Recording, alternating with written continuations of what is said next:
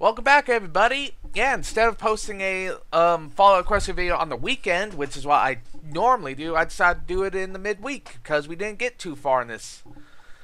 So we're probably gonna have a lot more to talk about. So let's just. What is this place? I asked, staring at the huge smokestacks as I stepped out of the Sky Bandit and onto the broken roof of the building that I had spotted in the distance.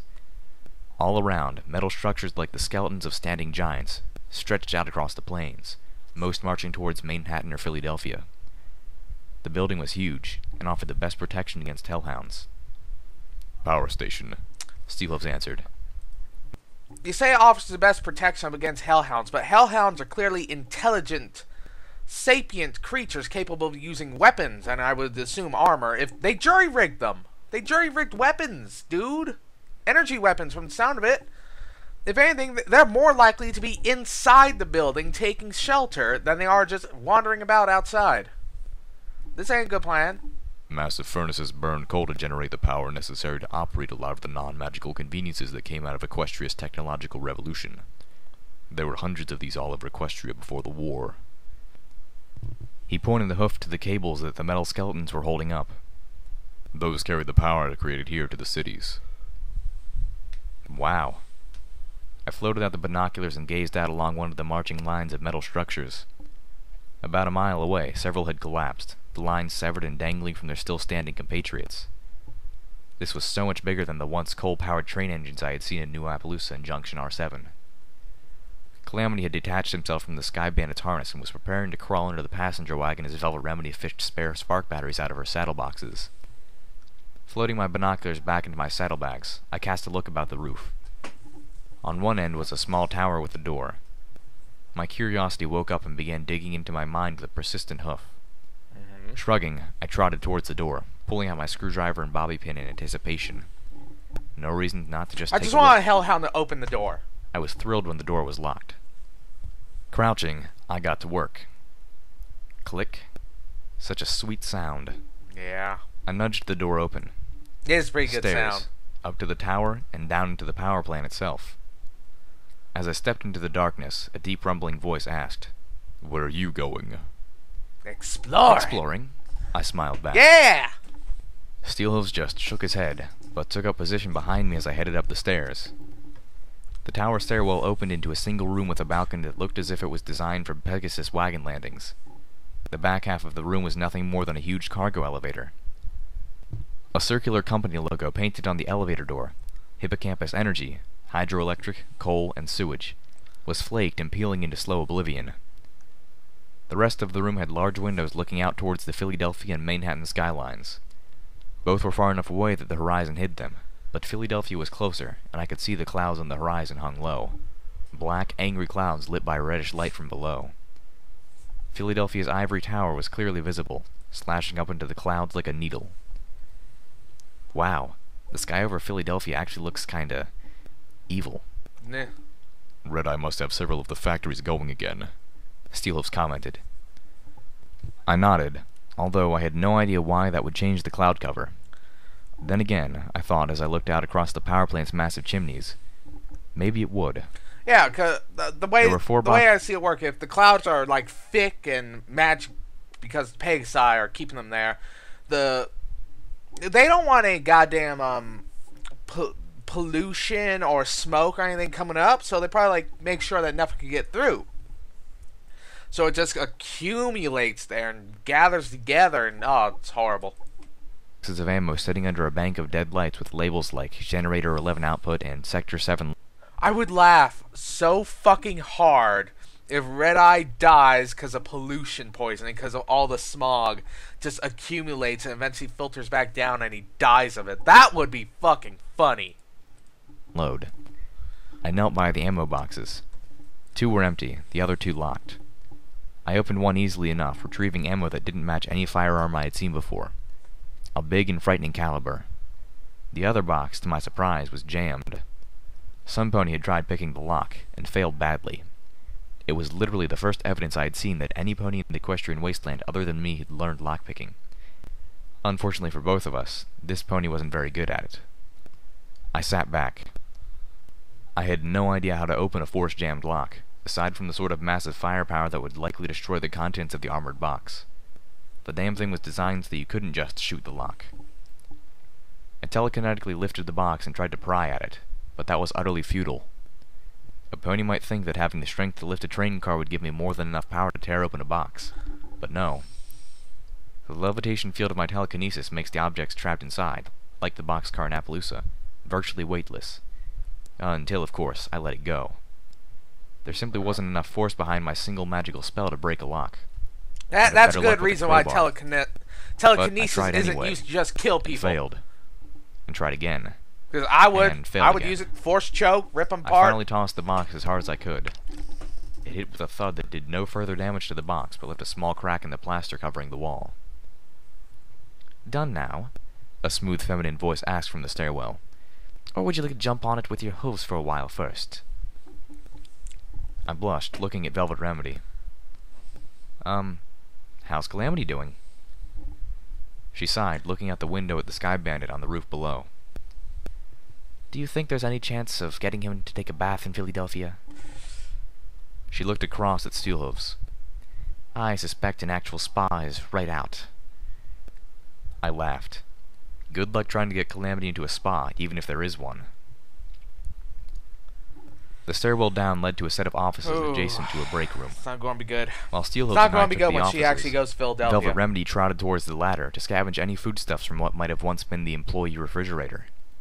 I felt confident that everything she would find would be vegetarian, no matter the actual contents.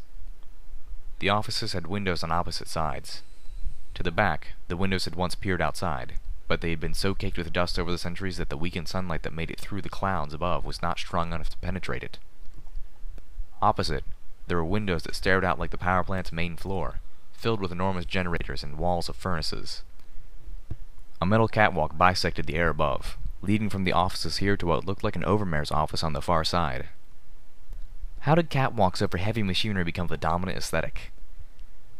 Horrifying memories of iron-shod firearms were flashing through my head. Yeah, that's good. Although, good fortunately, question. this place seemed utterly deserted. Looking around, I could see where there Yeah, had been that's a turret good question, because that's a goddamn health hazard. Like, now we can look at the fucking fact that these factories are goddamn health hazards. Because what if one of those catwalks breaks and all the ponies on them just fall into the fucking heavy machinery? Like, goddamn. Just god fucking damn. Again, I like factories and industrialization, but I love safety measures just as much. I'm not a robber baron, I'm a captain of industry. but they were destroyed. Further catwalks and suspended stairwells led down to the floor of the plant, and one was the crumpled remains of a brain bot and a few piles of mildly pink ash. Further evidence of the scavengers who had come before us. I turned back, already having decided to cross the catwalk and explore the office beyond. But not with Steelhooves. Previous experience told me that having someone as heavy as he was on those catwalks would be a four-hose of no. Steelhooves was looking at a framed sheet, high up on another wall. A badly faded page from a newspaper stared back. I trotted over, having to plant my forehoofs on the wall to get the height to read it. The Just pony bring who it hung down. the frame was clearly not thinking of shorter ponies.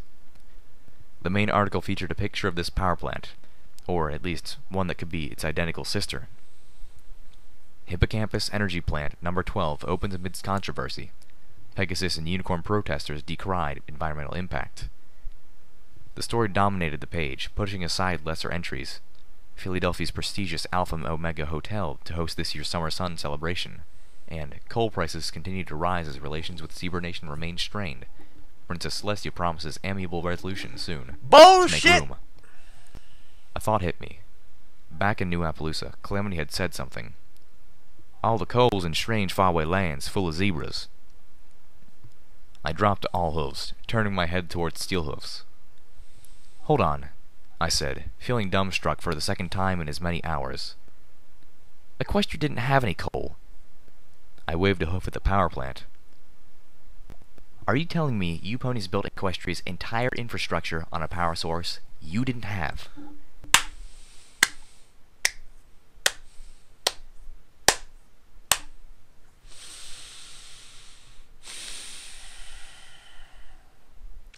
There's nothing to fucking say about this. Like, there's nothing to say about that. Like, I gave magical solutions because Equestria had magic and gemstones. Like, and these again, it's because it's the reason coal power is it's cheap. It produces a lot of heat, and it's fucking cheap. So it makes sense why they would import it from another nation, because even import it, it's probably cheaper than you have to pay a group of unicorns to like filter in magic into a gemstone. Because we know from canon, well, now that gemstones do seem to hold magic if you push it in there. Like, you got the Dragon Scepter, you got the Crystal Empire, and the Crystal Heart. So it's clear that if you really work on, gemstones can hold magical power. And there's no reason why you can't just get a bunch of tiny ones, give them little charges, put them into like a magical furnace, and drain the magic out of them to power the machinery, and just take them out, put in a new one. Get those old ones recharged. So really, it's kind of a renewable power source. Admittedly, it would make the unicorn population very, very, very important. And probably arrogant and self-righteous, but hey, renewable power source, I deal with a few arrogant bastards. You know, who the fuck... Okay, we gotta keep in mind, like they said, they haven't had a lot of wars. If they did have a lot of wars, things probably would have actually been better than if they just had the one big one they had. Because, you know, that's the thing. War's painful, but it teaches you lessons. One of those lessons is you don't base the entirety of your fucking economy on a resource someone else owns. Like, good God. Like, Jesus. Fuck. It reminds me of Black Ops 2 where Wood... Oh God, what's his name? Woods? I love that game, but I haven't played it in forever. He's like, we're basing our fucking military on 90% of a mineral that China owns 90% of. Or something along that lines. I'm like, Jesus Christ, the U.S. military got stupid. But, oh my God. Who the I gotta remember, these are dumb ponies. They haven't learned the lessons we have learned. Steelhoof said nothing. That's fucking right. That's insane. What pony does that? Applejack! Steelhoof just stared as I had a mental meltdown trying to parse that idea. Finally, he stated, "Why would it be a problem? We had the resources the zebras needed. They had coal. We trade. Everyone's happy." No, they're not! Yeah, sure. Until some pony, or some zebra, figures out that they don't have enough to go around anymore, or decides that they just don't want to share. I turned away, my eyes falling on a desk and a strangely pristine coffee mug sitting atop it. I allowed myself the distraction of marveling at how, in all these dusty, tattered, decaying ruins, a coffee mug would be the thing in finest condition. I glanced across at the other desks and a table beyond. Yes, there wasn't one that I wouldn't have felt safe drinking out of, except for the one where a baby radroach had apparently decided to drown itself. Ugh. I shuddered a little, and decided that the coffee mug maker had employed some minor magic in their creation. A little spell meant to keep them from being stained by the coffee that had left them the cleanest things in all of Equestria. Several of the mugs had the company emblem, Hippocampus Energy, hydroelectric, coal, and sewage. Okay, so Equestria hadn't been entirely dependent on trade with zebras, but this power plant spoke volumes of just how much it had been. I snorted in wry amusement. Why just the zebras? Why about the griffins or the minotaurs? Like, you gotta diversify your trade portfolio. Oh. Unicorns gave us power through magic. Earth ponies had given us power through rocks, water, and... oh, horse apples, I said, suddenly realizing we had all left Calamity on the rooftop alone. We all galloped back, only to find Calamity still at work. "Shouldn't be more than a few minutes," he said, half of his body hidden under the Sky Bandit. "Why? What's got all y'all acting spooked?" Pyrelite was circling overhead, keeping an eye out for danger. Or food. Or small, shiny things. "Nothing," Steelhoof started to reply, but Velvet Remedy stepped forward, levitating a rolled sheet of paper that she had slipped through the straps of her saddle boxes. "I found something I wanted you to take a look at. Velvet almost purred. Building and fixing things is your forte, after all. Calamity pushed himself out from under the Sky Bandit to take a look. Velvet Remedy cringed back slightly. He was as filthy as she had feared. Sure, what you got for me? Taking a few steps back from Calamity, Velvet floated the roll. I was going to say filthy with what, because they don't use oil. But I figure that, you know, they probably do got, dust and, I guess grease for... Do they? No, it's a sky thing. So what? And it's pulled by Pegasi. So what kind of moving parts does it have? I don't know. I'm not going to think about this. Paper between them, uncurling the schematic. The paper was darkly stained with blood, but most of the writing was still legible. Calamity leaned forward to study it. Out of the corner of my eye, I saw Pyrelite dive down below the roofline. A moment later, there was a crackle of green flame. The majestic predator returned with a roasted squirrel in her beak. Yum. She dropped it on the roof next to Velvet Remedy and began pecking at it. I boggled internally as Velvet, who not minutes ago had edged back from a dirt and grease-smeared Calamity, only smiled at the very carnivorous actions of the balefire phoenix. Calamity let out a low whistle. Well, some pony sure was inventive. He looked up to Velvet Remedy. What is it? Where'd y'all find this? Power armor schematics? On a table beneath the remains of a dead unicorn pony, Velvet Remedy fretted. I could guess by the waver in her voice that the body had not been a skeleton. Some pony more recent. One of the scavengers, I assumed. I think she may have died for that. How did she die? Calamity asked with an odd sense of urgency.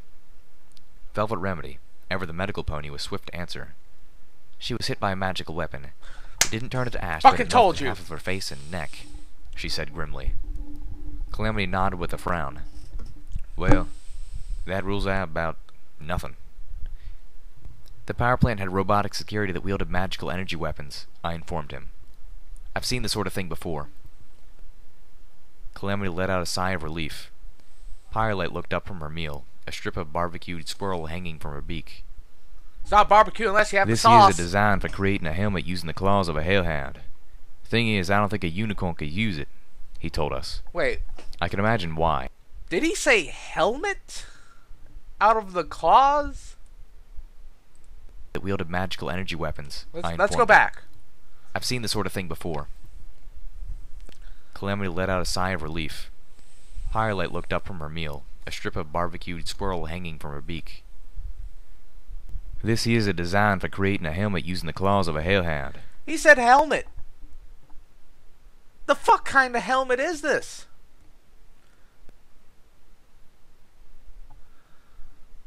I don't fucking know. Thing is, I don't think a unicorn could use it, he told us. I can imagine why. I had no desire to trade in my horn for such a helmet. But it would sure make one hell of a weapon if I ever gave up shooting for headbutt. What happened to him right there? One of the children asked me, Red-Eye, what is your cutie mark? Oh, God. The charismatic voice of Red-Eye spoke to me in my earbloom as I moved back down into the power plant. This time I left Steelhooves behind with Calamity. In return, Velvet Remedy insisted on accompanying me. No splitting up. To that, child, I answered, I do not have one. Bull fucking shit! I paused, lifting a hoof to my earbloom. I recalled with a shudder how the alicorns were blank-flanked. Was Red-Eye an alicorn? He certainly didn't speak like one. I racked my brain, trying to remember if I'd ever encountered a male alicorn. I couldn't think of one.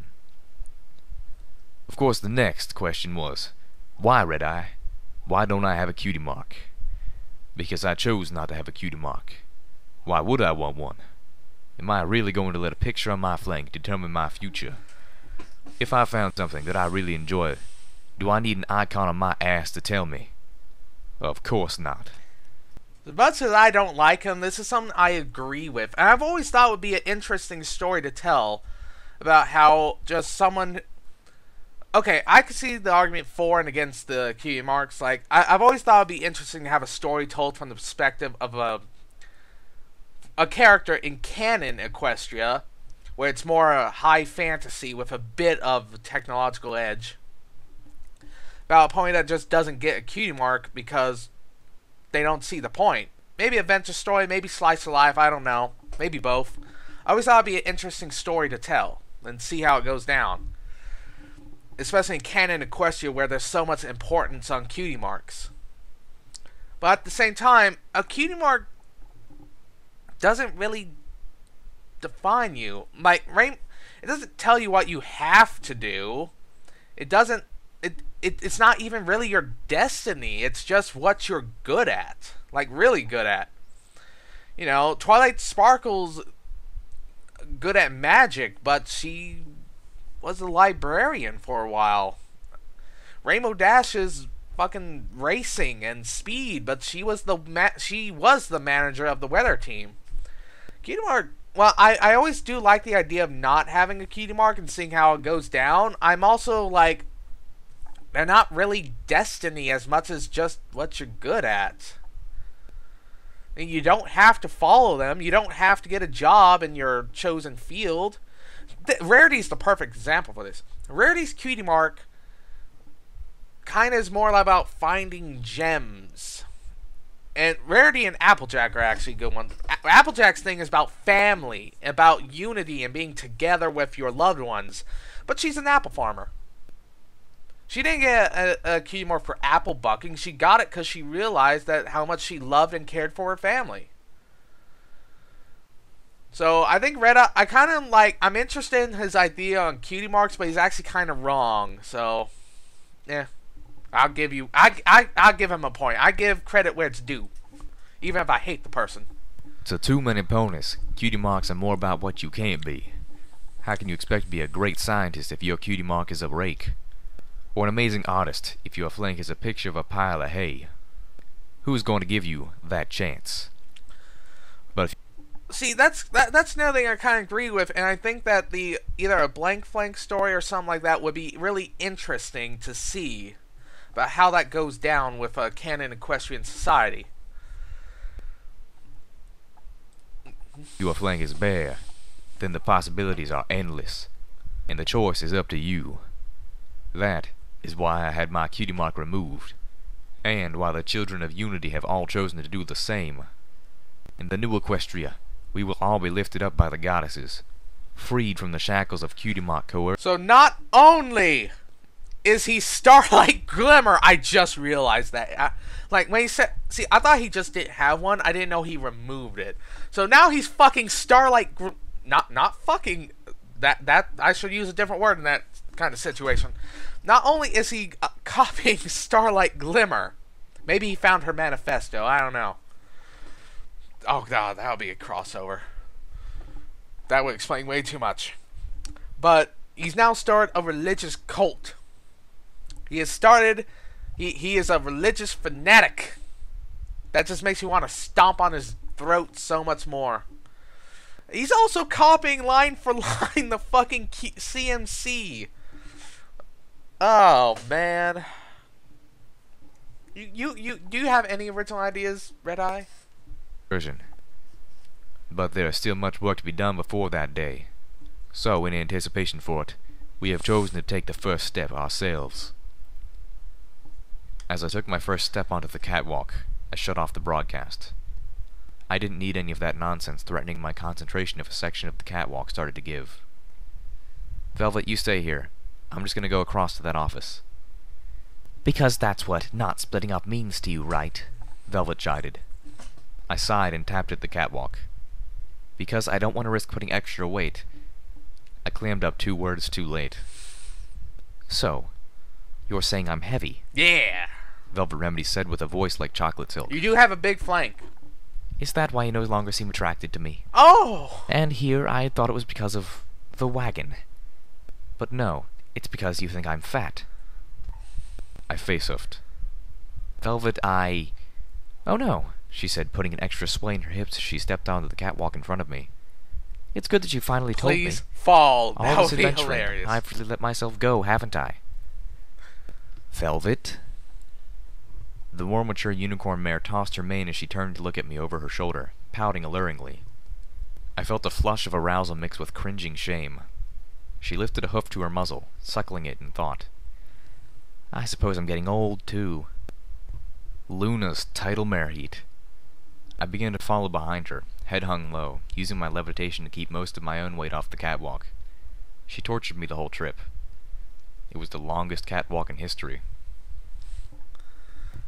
I was working the lock on the door to what I had mentally labeled the power plant's overmare's office when Velvet Remedy bit my armored utility barding and gave a tug. My mind immediately conjured two possibilities. Either something was wrong, the sort of wrong that required silent notification, or Velvet Remedy had decided to ramp up my punishment with nuzzles and nips. That would be too far, really seemed okay? just as likely. That would be way too far of her. And she already tried to pull this shit once, which is fucking wrong, and I still haven't forgiven her for it. And if she does that, that is way too far. She need to get the fuck out of the party. I heard a shuffling noise below. Okay, not a punishment. Carefully, I set down my tools, not wanting to risk a shock making me drop them. I peeked over the edge of the catwalk. Below us, hidden behind the last of the massive generators, was the shredded body of a Steel Ranger. Gasping in horror, I almost called out Steelhove's name. But this wasn't Steelhove's. The armor had subtle differences in the design which told me that this ranger had been a mare. Lumbering over the corpse was a hulking, demonic creature, canine only in the broadest comparison. 3 times the size of the armored pony whom it was tearing to ribbons with deadly claws that sliced through armor like it was papier-mâché. God damn it! I want Little Pip to get her goddamn power armor, because you are not a Fallout main character until you get your power armor. Like, seriously, every single one has power armor. Every single one. It is a staple. It's what makes Fallout Fallout. You will loot her corpse when this is over, Lil Pip. Because I am sick and tired of you walking around without power armor. There was something I was going to bring up. Like, you saw earlier, I was like, but then I stopped myself because I wanted to save it till the end. But I forgot. I'll probably remember later. I'll just make a tiny video about it. But I'll end this here for now, because I feel like it.